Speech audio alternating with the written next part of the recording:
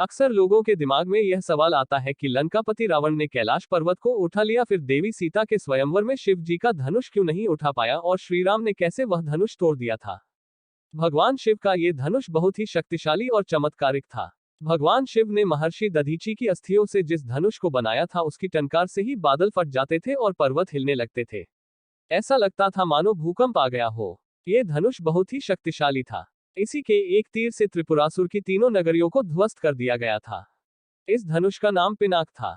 देवी और देवताओं के काल की समाप्ति के बाद इस धनुष को देवराज इंद्र को सौंप दिया गया था। देवताओं ने राजा जनक के पूर्वज देवराज को दे दिया। राजा जनक के पूर्वजों में निमि के ज्येष्ठ पुत्र देवराज थे। शिव धनुष उन्हीं की धरोहर स्वरूप राजा जनक के पास सुरक्षित था। उनके इस विशालकाय धनुष को कोई भी उठाने की क्षमता नहीं रखता था, लेकिन भगवान राम ने इसे उठाकर इसकी प्रत्यंचा चढ़ाई और इसे एक झटके में तोड़ दिया।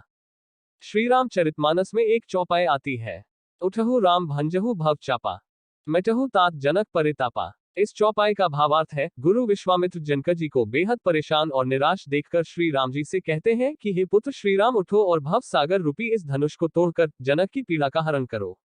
इस चौपाई में एक शब्द है भव चापा, अर्थात इस धनुष को उठाने के लिए शक्ति की नहीं बल्कि प्रेम और निरंकार की जरूरत थी। यह मायावी और दिव्य धनुष था। उसे उठाने के लिए दैवीय गुणों की जरूरत थी। कोई अहंकारी उसे नहीं उठा सकता था। रावण एक अहंकारी मनुष्य था। वह कैलाश पर्वत तो उठा सकता था, लेकिन भगवान शिव का धनुष नहीं। धनुष को तो वह हिला भी नहीं सकता था। वह धनुष के पास एक अहंकारी और शक्तिशाली व्यक्ति का घमंड लेकर गया था। रावण जितनी शक्ति उस धनुष को उठाने में लगाता, वह धनुष और भारी हो जाता था। वहां सभी राजा अपनी शक्ति और अहंकार से हारे थे। जब प्रभु श्री राम की बारी आई तो वे समझते थे कि यह कोई साधारण धनुष नहीं बल्कि भगवान शिव का धनुष है। इसीलिए सबसे पहले उन्होंने धनुष को प्रणाम किया, वंदना की। फिर उन्होंने धनुष की परिक्रमा की और उसे संपूर्ण सम्मान दिया। प्रभु श्री राम की विनयशीलता और निर्मलता के समक्ष धनुष का भारीपन स्वतः ही तिरोहित हो गया और उन्होंने उस धनुष को प्रेम पूर्वक उठाया और उसकी प्रत्यंचा चढ़ाई और उसे झुकाते ही धनुष खुद ब खुद टूट गया। कहते हैं कि जिस प्रकार देवी सीता शिव जी का ध्यान कर सहज भाव बिना बल लगाए धनुष उठा लेती थी, उसी प्रकार श्री राम ने भी धनुष को उठाने का प्रयास किया और सफल हुए।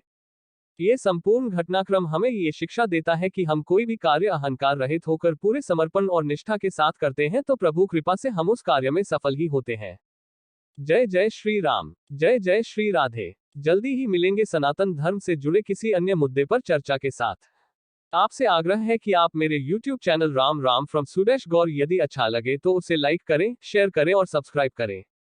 बेल आइकॉन भी प्रेस कर दीजिएगा ताकि मेरे हर नए वीडियो की जानकारी आप तक तत्काल पहुंच सके। जय जय श्री राम, जय जय श्री राधे।